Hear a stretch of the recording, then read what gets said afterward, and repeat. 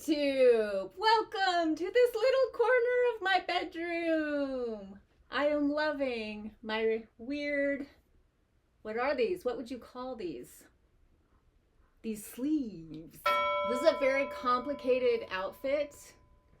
Lime green leopard.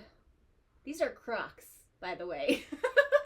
Lime green leopard Crocs and kind of canvasy pants rolled up. And this old thing that I used to perform in when I was in a punk rock band, and a lime green tank top over a lace bra. It's just a lot of complicated weirdness that I actually love. I had a lot of fun putting this outfit together. I put on a podcast and I busted out a whole bunch of different things and tried them on in various combinations until I found the one that spoke to me, because I wanted to have an amazing day with my friend Amy, and now that it's over, I can say mission accomplished. I had an amazing day in Los Angeles, and I wanted to share that with you because beauty. Cheers. This is so good. It is a cold red clover herbal infusion in a pretty teacup at the end of a warm day, and I purposely put this together to chat with you about beauty today and this concept of beauty fuel. If you don't know, I host a podcast over on Patreon called The Bebo Effect, and Bebo is B-I-B-O, beauty in, beauty out. And I started that podcast years ago. I can't even remember when I started it, but I didn't know when I started it that a whole personal philosophy was going to slowly emerge and unfold. And very early in that podcast, I said something. It caught my ear as it was coming out my mouth about beauty fuel. I was just pronouncing the word beautiful in a funny way, but like I heard it. I was like, beauty fuel. That is what I mean when I say beauty in, beauty out. Beauty fuel, fueling up on beauty. And then of course, creating beauty and putting beauty out into the world to fuel other people too. And I had a couple of different quotes in mind when I started that podcast. One was a moment in which I heard Julie Pyatt say that beauty is the first tenet of spirituality. And I was like, oh, as a person who loves to have like little altars everywhere, like if I don't want to declutter my house or clean my house, I can often get myself to do it by creating a little corner of beauty, and that will like fuel me. And having like prayer candles, you can see this. I have prayer candles burning all the time. Like that feels like it's inviting me into the spirit world somehow. And it makes me want to engage with life in a more sensual way, and something about that always like tunes me into my soul or my spirit. So when I heard her say that, I was like, yes, that just felt like a yes in my body. And then there's also another quote by Martha Beck when she says, joy is the felt equivalent of beauty. Because what I wanted to do with the Bebo Effect is talk about the things that I find beautiful in my day, the ways that I am creating beauty. And it's so much more than aesthetics. It's so much more than a pretty outfit or a pretty altar or a beautiful garden. It's about the way we treat each other. It's about kindness. It's about human connection. And it's about the joy that comes from that, or the joy from listening to one of my favorite vinyl records. Right now I have frankincense incense burning, and it's so uplifting to me, and it feels like beauty fuel. I've got this wonderful herbal infusion here. It's like cold in my hand, and I feel so joyful at the end of this awesome day that I had in LA with my friend Amy, that I feel very fueled up. And having a day like this, it feels like like hitting the perfect spiritual note. It feels soulful to me, and it'll fuel me like for the whole rest of the week. Even if I have a crummy week, something about this is like fueling me up. It's nourishing me, and it's giving me the strength to go on and to keep doing all the hard things that I'm doing all the time as a single mom and a solopreneur, and trying to keep this house from 1912 from falling down around my head. Beauty helps me do that, fueling up on beauty, and I court it every single day. There she is, Amy of the Purple House. Oh my God, you look cute. Yay, this is my dream. This is what I wanted to do today. Wow. Wow, it looks so good. That is my very creative friend. And this is her brand new wallpaper, not even finished yet. I had to use paste. It said strongly recommend a professional, and I did not do that. I've never done wallpaper, so I YouTubed the hell out of it. I forget what the guy's name is, but I looked up like how to install grass cloth wallpaper, and it's no joke. Like, it's tricky. These are not on. Why aren't my twinkle lights on? I should have turned my twinkle lights on for you because they're not beautiful like this. But this bed faces my mirror, and when I wake up in the morning, it's very, very early and it's dark. I always get up before the sun. I go make myself my buttered mushroom coffee, and then I come back here and I turn on my essential oil burner. I always have that going in the morning. I turn on my fairy lights, and so it's dark, but there's this candlelight. I have my prayer candles going. I have the fairy lights going. It's reflected in the mirror. And then I sit right there in my bed and I write and I pray and I meditate. And so I'm always starting my day with beauty as well. And something about talking about this on my podcast has lent itself to a personal philosophy, because I'm always noticing now how I do these things, and now I'm doing them with more intentionality because I know I'm going to be talking about it on this podcast. And I don't typically promote it because it's so weird. It might be the weirdest podcast ever. The last one I just posted was like an hour and a half long, and it's so chaotic. It's just like random bursts of excitement. I just pop onto GarageBand if I've experienced something like fun or exciting or beauty fuel, or I have figured something out, I've had an aha moment, or I've moved through a challenge. I just pop on and I just talk. I strike while the inspiration is there, and then I end up spending hours and hours and hours patching it together. I can't believe people like listening to this, but they do. And I'm grateful to them because I like to talk. I'm a talker. What I wanted to talk about specifically today is finding the beauty where you live and dating your friends. If you don't have friends where you live, then taking yourself out on a date. If you've ever read Julia Cameron's The Artist Way, you know she has a challenge to go out every single week and do something new alone in the town or city where you live. Maybe you could travel to do it as well, but you go out and you have an artist date where you fuel up. You go and you get inspiration and you see something new that you haven't seen before. So you might go to a museum, you might go to a public garden, you might go to the beach or a forest. And doing the artist dates, however long ago, it was a very long time ago that I did this, but doing those really opened my eyes to how amazing Los Angeles is. And I mean, I've lived here for over 30 years and I've always loved it, and I've always loved to explore the city. But I was challenging myself with every artist date to see something I had never seen before. And when you live in a city like Los Angeles, that's very, very possible. There's a lot I haven't seen before, and it changes all the time. There's businesses closing and businesses opening and events and art walks, and there's just always something amazing going on.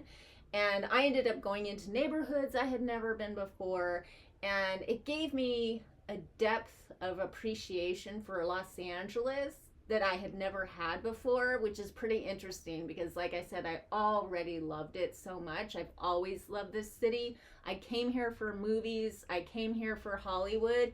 But if you live here, if you know where to go, if you spend a lot of time in nature, hiking, if you love old houses like I do, if you love old craftsman houses or Mediterranean architecture, There is so much beauty here that really doesn't get represented often by the depictions of LA in the news. Please don't judge us by that. There's a lot of culture here and there's a lot of beauty here. And so today I was so excited to get to go on a date with my friend Amy out into the city, and we had a plan to go do these 3 things that were nowhere near each other. Like one was in Highland Park, one was in Hollywood, and one was in Burbank. But we both just wanted to have a day in the city, and so we did.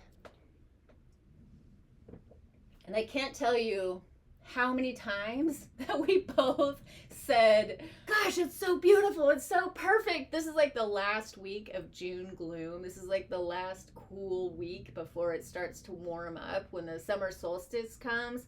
And so it's just like breezy, maybe 83 degrees at the height of the sun and at the hottest point in the day. But if you're in the shade and the breeze is blowing, it's just stunning. There are flowers everywhere. Even the freeway is gorgeous, lined with flowers. It's so lush and so green.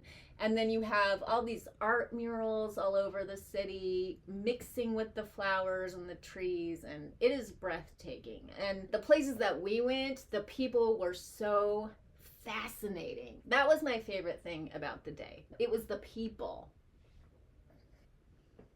I talk too much with my hands to hold a teacup without spilling tea all over my pants. So the first place we went was the South Pass Flea Market, South Pasadena, and there was a woman there. We were walking by the booths. They were playing the most glorious music. It was flowers everywhere, people with their dogs and their kids and their lovers just strolling along. And we walked by this booth and I stopped like dead in my tracks, like, because there was this rack of vintage girly mags, like nudie magazines from the 60s and the 70s. And the covers, it's just exactly the aesthetic that I love. They were so tasteful and so beautiful, and the colors really saturated, and the girls' makeup is so... It's interesting because their faces are pretty natural, their bodies are natural, and then they have like really deliberate eyeliner on. It's very French looking. These magazines, they were, I would say, like the French version of Playboy. I think it was called Louis. Of course, I had to like go touch them and flip through them, and the old muscle cars were so cool. I love a muscle car. I feel like they're so sexy. And there was a lot of naked boobies, but I was flipping through with no shame because I just love that photography. I love the style from that time.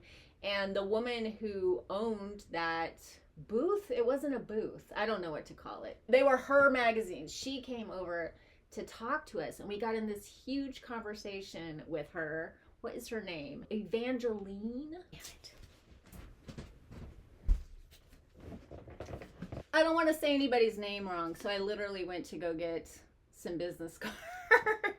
Yeah, Evangeline, this pretty, absolutely gorgeous woman, maybe late 20s, early 30s, quintessentially French. Her style and, of course, her accent. And she came over and started talking to us about these magazines, and we were agreeing about how amazing the aesthetics are, and we just both had a passion for that, and my friend Amy, and we just started talking about that. And then she drops that she's a motorcycle rider, and I was like, what?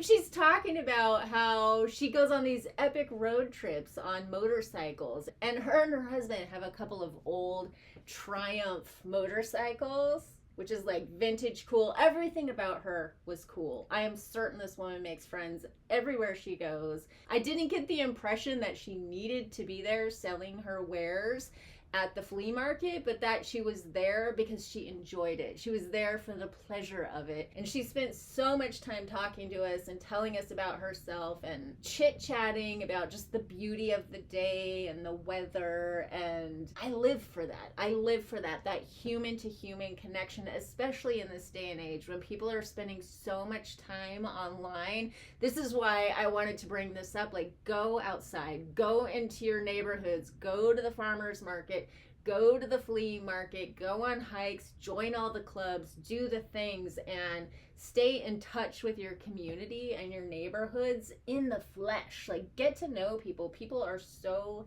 fascinating. And then the next place we went is very, very cool. I've been following this place on Instagram for a long time. It's Pam's Coffee, Coffy, Pam, as in Foxy Brown. Quentin Tarantino bought, I think he owns a couple of them now, an old theater in Hollywood called the Vista. And next door, he opened up a cafe called Pam's Coffee, and it is so retro and kitschy, and Pam is all over everything. I'm talking about Pam Grier, okay? Did you love the movie Jackie Brown? Blaxploitation superstar who had a whole comeback in the 90s because of Quentin Tarantino. And apparently she's some kind of muse for him because he created this entire coffee shop in her honor. There are mugs you can buy that are that bright golden kind of 70s-ish yellow with her face on them, and it says Pam's Coffee. There's t-shirts you can buy that say written and directed by Quentin Tarantino, and the whole thing is so kitschy and wonderful and Hollywood, and I loved it. We had so much fun there. And then another place that I have been following for a small eternity on Instagram is a place in Burbank called Tansy. And I have long wanted to go to this place just because from following this place on Instagram, which I purely did for the aesthetics, it is so lush, it is so beautiful, it is so wonderfully feminine, and there's a lot going on. Like, you would follow them on Instagram purely for the beauty of it, but in following them, I started realizing this is a woman-owned business. This is a woman of color who owns this business. Like, how is she doing this in Los Angeles where rents are sky high? And then I noticed her supporting other women in business and making space for them on her property to have like a little coffee kiosk or to sell their wares in her space. And she has a lot of events, and I was just intrigued by this woman. Like, who is this woman and how is she doing this? But I had never gotten to go in the place. I had never taken the time to drive over to Burbank and check it out. And so that was part of my date with Amy. We drove to Burbank, and we were both just, from the second we parked the car, we had our cameras out, and we were just like, it is a wonderland of beauty. It is so gorgeous. I'm so happy to share that footage with you. And we got to meet Shauna, the owner, and she's lovely, very easy to talk to. Said we can come back and have a conversation with her anytime. Amy is very bold, and she was like, well, we should come back and have a coffee with you out in the patio. And she's like, yes, come back. And we were talking about her business, and it's doing so well that they're gonna start franchising it, but in a very specific, cool way. I don't know if she wants me talking about this. Let's just say this. She is going to be supporting women who don't normally get the support they need. She is going to be lifting up other business owners. And when I was listening to her talk about this, I was so emotional. I felt the tears kind of welling up inside because I believed her. And I know there are so many women that need that kind of help, entrepreneurial women that don't know how to make something like this happen, much less in the flesh. It's one thing to try to start a business online, but it's very different to rent a space and a building and to try to build community. And that is something that she is doing. And she really won my heart when she referenced that she had a single mom, that a single mom raised her, because I'm a single mom and I know how difficult that is. It's a harder life. And so when she said that, I was like, okay, not only are you amazing, not only are your plans for the future amazing, but now I'm like really relating to this story. So I intentionally created a beautiful day for myself. My friend Amy was so in the mood to do the same thing, and so we did it together. and it was very celebratory of the city we live in. We both adore living in Los Angeles. We're defensive of it when people say that it's ugly, because it's so not. You have to go out and find the beauty. You have to go out and seek the people to make connections with, but they're just as friendly as anybody you'll find anywhere if you take the time to ask them about themselves and you approach them with some curiosity and an open heart. You might be surprised at how friendly people can be, or anywhere you go. So my hope is that this would inspire you to spend the summer, if you're watching this in a timely fashion, seeking out beauty, going out into your community, leaving your house, leaving the internet, and going out to connect with the life that's all around you and with nature and people, and really steeping yourself in the culture that you find yourself in, and getting to know the people who are creating that and contributing to it yourself just by being a part of it, just by shopping at those stores or having a coffee at that cafe, getting to know the owner, showing up and saying, yes, I want this, I'm a part of this matters, beauty matters, community matters, people matter, and it matters that I dress up in a weird, funky outfit for the day that pleases me. An outfit that I feel delighted by, that expresses my personality in some way, to make a